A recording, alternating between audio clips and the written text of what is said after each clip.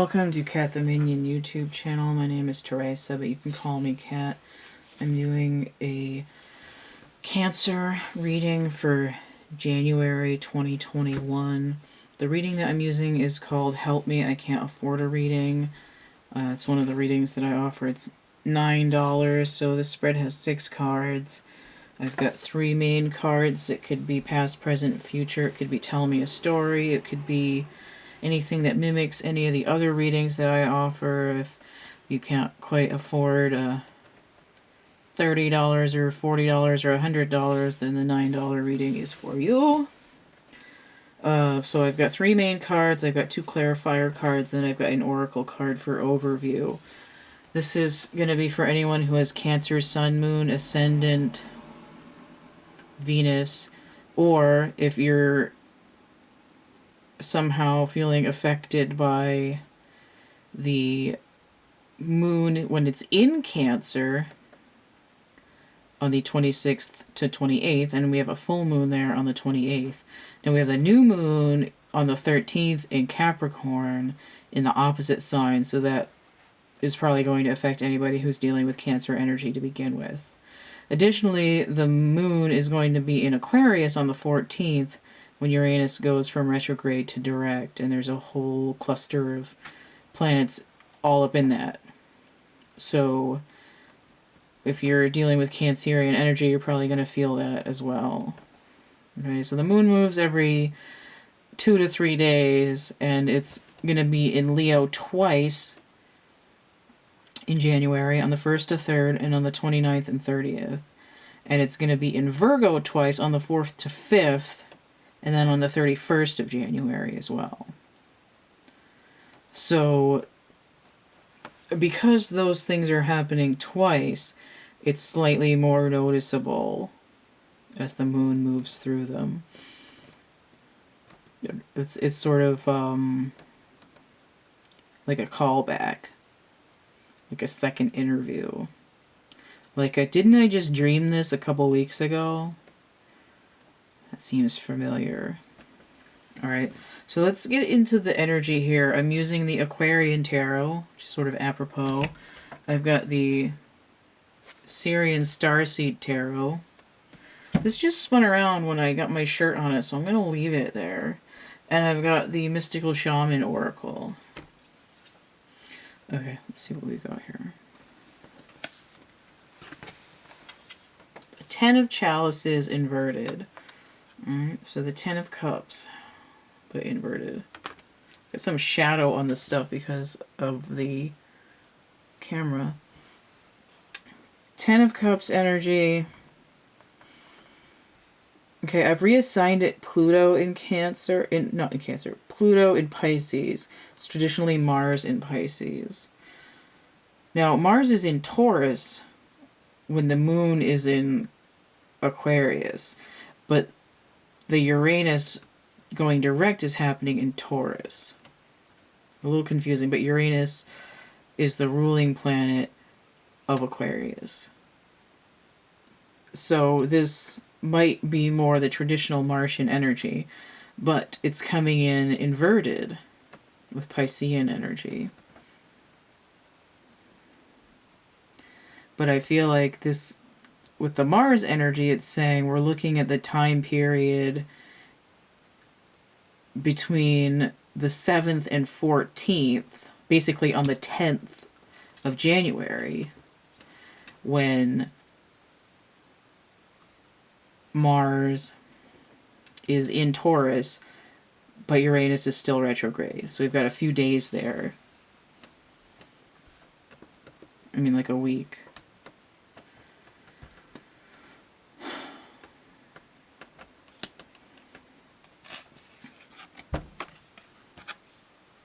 So I have the Seeker of Orbs. This is the Page of Swords, which I believe came out in the Gemini reading.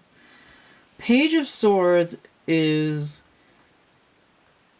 like a low vibration of the Ace. It's a winter energy, but I've assigned it Uranus energy. And here, it's like, this is the energy before it goes direct, and here's the energy after it goes direct. The Seeker of Orbs. The truth is out there, Scully. And then we have the moon inverted itself. La Luna. Cancer showing up in your own reading. Now, typically the moon card is ruled by Pisces. So there's that callback to this card. But I always find it frustrating that the moon is not the moon and the High Priestess is the moon when she should be Pisces. So I'd like to flip those sometimes as well. The moon inverted is like illumination. But I feel like this is coming in because the full moon is in Cancer. And when the full moon happens, it's the most illumination you could possibly get. Now, this has water in it, right? It's like the tides are turning. This is like a morose motherfucker. Like, I am despondent. And this is... Wait, there's something out there. I know in my... Like, the truth is that there's something out there. And this is saying, like, the tides have turned. The full moon in Cancer is going to bring some kind of verification for Cancer. So to clarify, I have the Four of Rods in a challenged position. This is the third time this card has come out in the January readings, at least that I recall.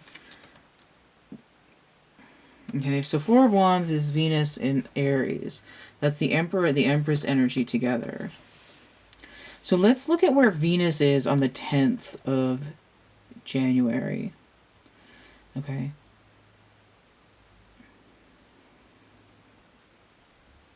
So Venus is in Sagittarius until the 9th, and then moves into Capricorn. Although I might have written it wrong because it's the 1 to 9 in Sagittarius and then also 9 to 31. So it might move in to Capricorn on the 10th, but she might move on the 8th.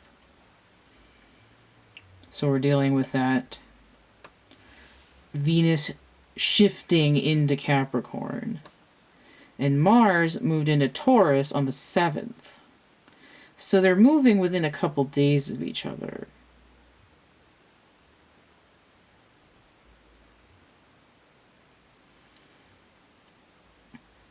It's like they're not home. They're like, I left you a note on the table. Meet me here.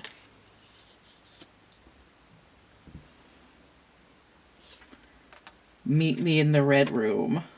Now I have 5 of Swords. Now this came out in another reading, but it was inverted. Now in my music decks, 5 of Swords is Mind Games. The energy coming through is Venus in Aquarius. But Venus isn't in Aquarius. So what's going on here?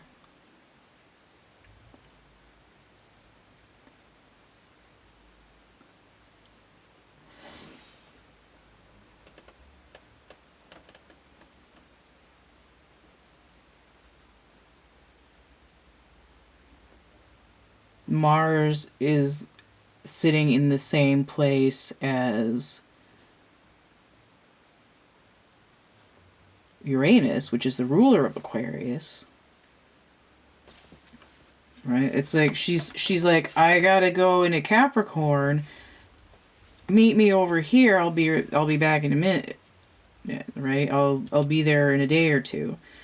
And he's like, yeah, but I just came in to Aquarius land and you're not here. It's like Mars went into Taurus. He's like, you said Taurus, right? She's like, I said Capricorn. So like, you heard Earth sign, but you didn't hear the right one. And he's over here like picking up all these swords. Like, where the hell did she go? Like, what the fuck, man? Like miscommunication. Now, Mercury's going retrograde on January 30th in Aquarius. And I think that this sort of phone tag energy, and like, I thought you said this, or I thought you meant that, or I wasn't listening and I didn't write the directions down right, energy has a chance of resolving then. But we're looking at it really in the middle of the month. This energy is more looking at the end of the month, because the Mercury retrograde happens right after the full moon, when that energy is still pretty strong. So we have the Ghost Dance. Now this card, I've spun it around a couple of times, but notice we have a 22. Right? It's like the High Priestess times 11, like universal timing. It can also be like 1111, looking a lot like this card. A lot of people say this is the Twin Flame card. If you're not a Twin Flame, don't worry about it. It's the masculine and the feminine energy working together in some kind of balance. So we have the Ghost Dance.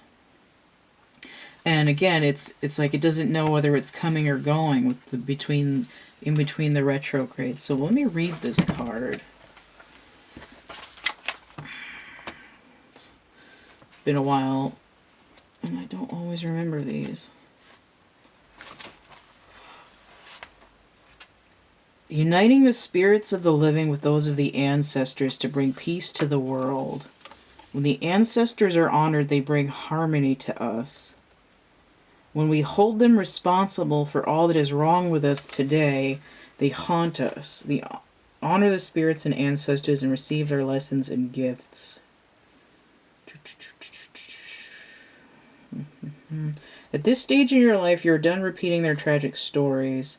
Step into the abundance, that can be Four of Rods, that is offered to you, blah, blah, blah, blah. Write a new story for your life. If you're trapped in a vicious cycle of nostalgia, mourning a lost youth or opportunities missed, right? Where the hell are you? I thought you were going to be here. Crap, man.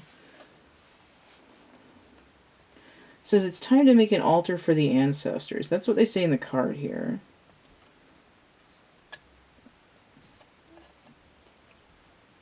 It says open...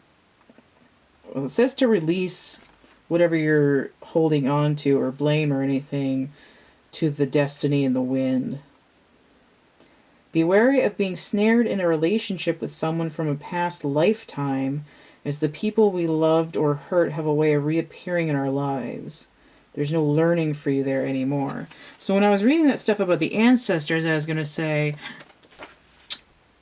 it might not be necessarily your ancestors, it might be you yourself in an ancestral time, like dealing with stuff from past lives. So here it's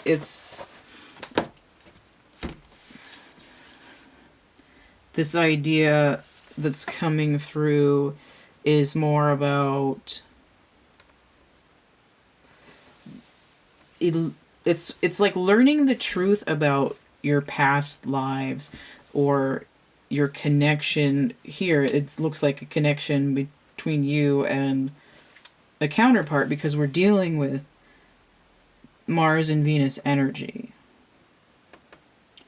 and someone's taking on the masculine role and someone's taking on the feminine role, or they had in the past life. You can change, you know, semi-annually or biannually or whatever.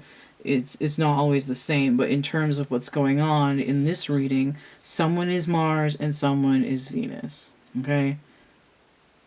There's only two hats, somebody has to put on one of them, and this guy's wearing this hat. And she's got more of a cloak situation going on. So, how much time have I got? Okay. So what's happening with Cancer with these energies and the movements of the moon, especially the idea that I said that it's like I just had this dream, like recently, didn't I? Because it's repeating in Leo, it's repeating in Virgo. And on the 30th, the second trip around the moon in Leo, the second trip around in Virgo on the 31st, that's when Mercury's going to be retrograde. It's like, why am I having these dreams again? Because the karma from the past life has to be resolved in some way your soul, whether you're consciously aware of it or not, holding some kind of a grudge against this person. Why didn't you listen to where I was going to meet you? Because I assumed somehow that you were going to be a dumbass about it and come over here instead of where you literally said you were going to be. You know, it's like, I remember 400 years ago you were terrible with directions, whether it's a conscious thing or not. There is some Neptunian energy, which has to do with the subconscious. There's some collective consciousness energy because of all that movement of Aquarian energy. But we're dealing mostly with moon energy here.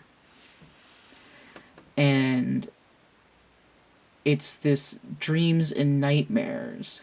What is being suppressed, what is hidden, right? I'm looking for something. I want to know. I just got like, I want to know what love is. I want to know what love is. I want you to show me. I think that's Foreigner. How much time have I got? Okay, I gotta wrap this up. So what's happening with Cancer energy is I'm trying to release stuff that's so deep and hidden that I don't even know what it is. Stuff that's like Trojan horsed into my soul, and it's affecting me now. And I need to find out the truth about it so I can clear whoever this is I'm holding, or if I'm trying to interact with them in a way that isn't based on grudges. Right? You're so jaded and I'm the one that jaded you. Well, we're not doing that anymore. We're clearing. You have to release that energy, even if you have to do like a saging or smudging or make an altar or whatever you need to do to release the energy. Right? It's like I want to find out what's really going on, because what's been going on is some bullshit, man. Alright, so if you want to get a personal reading, I have a complete list of readings I have and how much they cost in the description box of my infomercial video. That doesn't look right. Which is going to be linked below. And I have all this other stuff through my link tree. That's linktr.ee/CATtheMinion. I have merch and prints and coloring books. If you want to help keep this channel running, you can donate there. PayPal, Cash App, or Venmo. And that's all linked in the link tree. If you want to get some of my actual art on Etsy, some of those chapbook packs, it's like a synchronicity stimulus packet. Those are on Etsy. If you use the coupon code, you can get a discount, and the coupon code should pop up at the top of the page there if you go through the link tree. I think that's it. Don't forget to like, share, subscribe, comment, check out my playlists tab, my discussion tab, and stay groovy, and we'll see you later. Bye.